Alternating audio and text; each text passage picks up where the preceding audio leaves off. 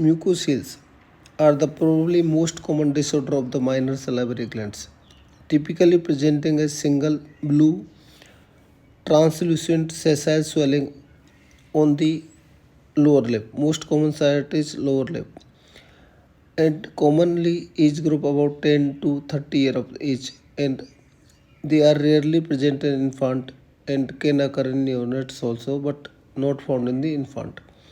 The lateral aspect of lower lip is the most common site of the occurrence, but other common sites include floor of the mouth like ranula and ventral surface of the tongue.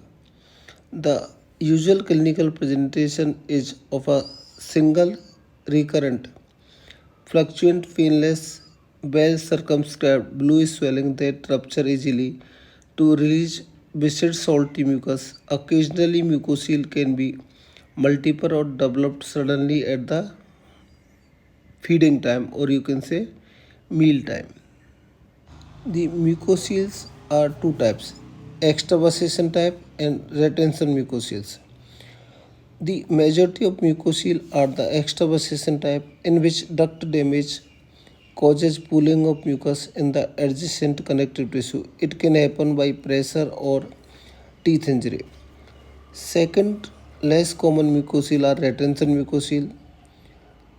They arises after partial or complete obstruction of excretory duct or maybe minute silolith, can leading to retention of glandular secretion and dilatation of duct leading to retention mucocele.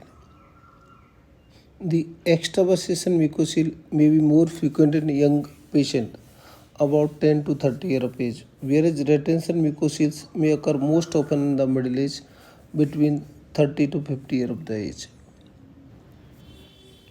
On histology, you can see there is open space epithelial line with having mucus inside the cavity.